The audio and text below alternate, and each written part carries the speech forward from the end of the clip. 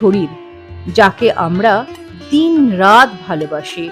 সকালে আমরা মুখ পরিষ্কার করি, কোথাও বেরোনোর আগে জামা কাপড় জুতো পরি, খুব সুন্দর করে সাজি, খাবার খাই, প্রথম স্ত্রীর মতো শরীরের যত্ন নেই। কিন্তু জীবনের শেষ দিকে শরীর অর্থাৎ প্রথম স্ত্রীকে পরলোকে নিয়ে যেতে পারি না, অর্থাৎ এখানেই রেখে চলে যেতে হয়। বুদ্ধ বললেন, যখন শেষ নিঃশ্বাস শরীর ছেড়ে চলে যায় তখন মুখের রং বদলে যায়, আমরা উজ্জ্বল জীবন হারাতে শুরু করি, আমাদের প্রিয়জনরা জড়ো হন এবং শোক প্রকাশ করেন, কিন্তু কোনো লাভ নেই।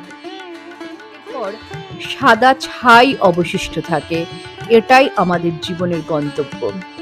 দ্বিতীয় স্ত্রী আমাদের ভাগ্য, সম্পদ, সম্পত্তি, খ্যাতি, অবস্থান